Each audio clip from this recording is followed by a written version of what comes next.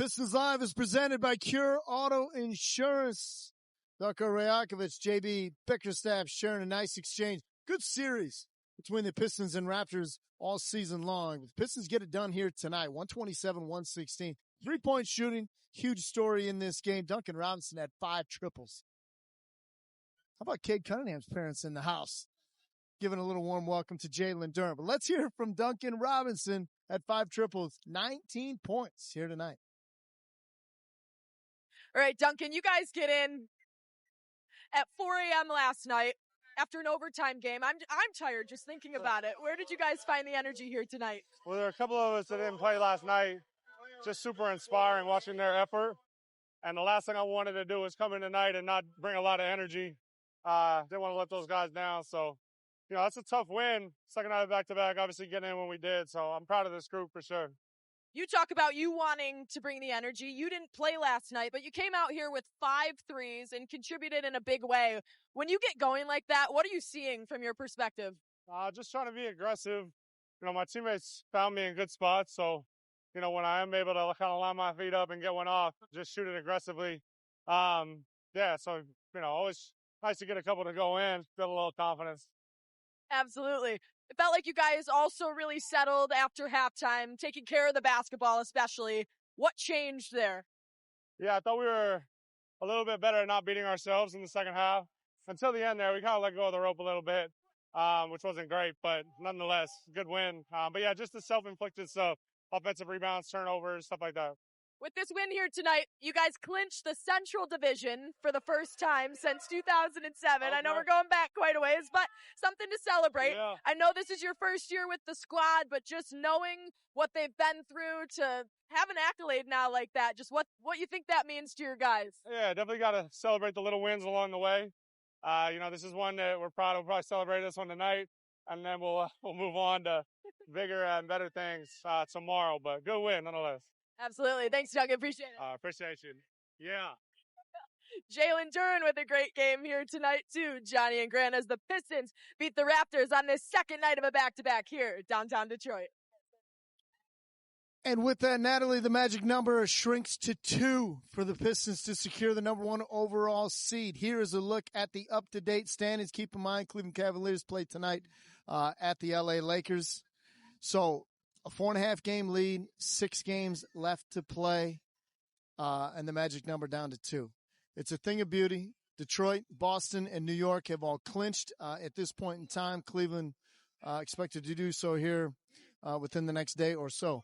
So, been incredible. Look, you heard about the win in the Central Division. That was brought up earlier today, and somebody said, does it really matter? Look. When they announced it to this crowd, it mattered. Yeah. And it matters from a standpoint of that isn't your objective necessarily at the beginning of the year. But if you do all the right things, again, along the way, you're going to start checking some boxes. Yep. But the fact that they haven't won a division title since 07-08, and they've had some decent teams during that stretch. But the way I always look at it, and it is different from baseball or like in football, you win your division, guarantee your postseason spots, all that. I get it. It's different. But you also want to let everybody else know in your conference, right? Like Cleveland, and where you say, look, we got this thing, okay?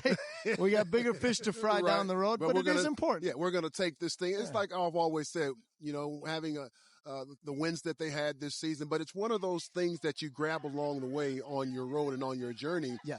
That means something. If you're going to play for something, you'd like to win it. You'd like to be first. And right now, winning the Central Division, that means that the Pistons are first. So again, anytime you can win something, whatever it is, I think that's a feather in your cap. You play to win. You play to win. It's simply put. You play to win. That's it. All right, so the Pistons, very good that they wrap up the Central Division. Tonight, I'll tell you the other thing. People on the outside looking at Detroit, and they say, well, they just don't have enough perimeter shooting.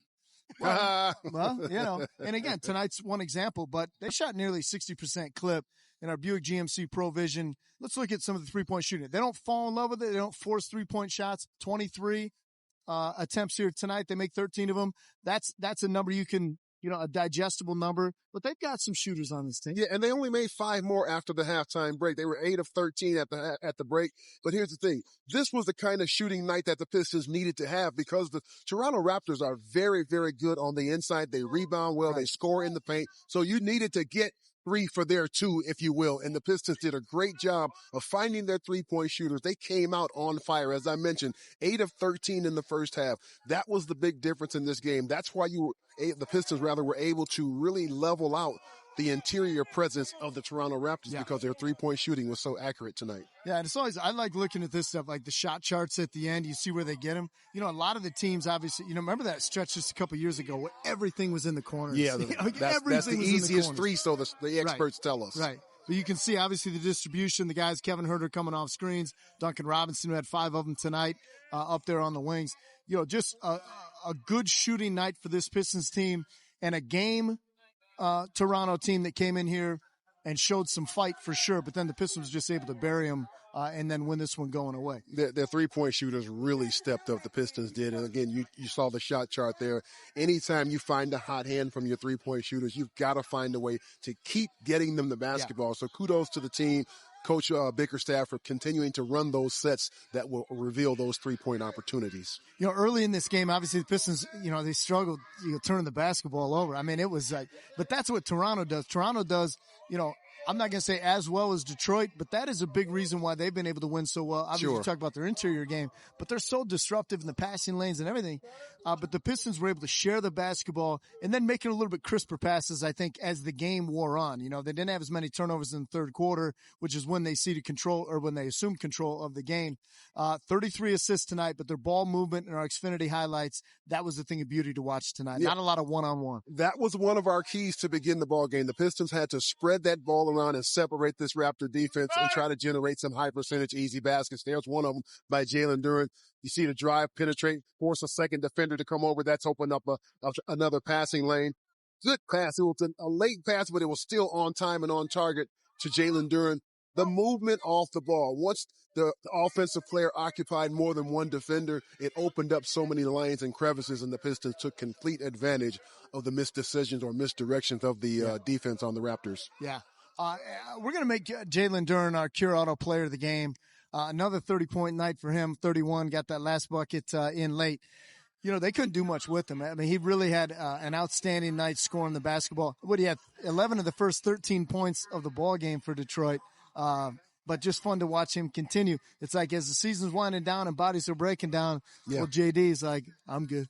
You're not going to get an argument from me if you want to change that award for somebody else on the team. Jalen Duren has been outstanding, especially in the absence of Cade Cunningham, because he has shouldered the offensive burden. He is willing to say, listen, guys, come through me, and we'll see how the offense or the defense is going to play us. If they're going to double team, let's make some cuts to the basket. If they're not, then I'm going to have my way down here near the basket, and I'm going to shoot a high percentage as he has all season long. Yeah. That's how you start the basketball game. You got to find out what the defense is set up to do. And the way that you do that is throw the ball inside, let Jalen Duren do what he's going to do.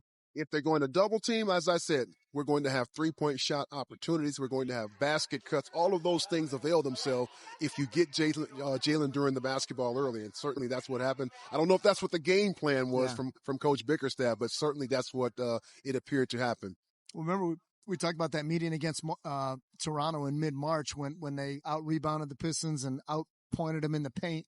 And we heard Dwayne Casey talking before the game. He said, watch Jalen Duren tonight. He ain't going to let that happen. Yes. Pirtle had, 18 rebounds in that first matchup. Pirtle played a nice game, but he didn't come close to that tonight. But Jalen Duren took it on a personal mission to own the paint, and own it he did. Let's send it inside. We'll hear from head coach J.B. Bickerstaff following the win.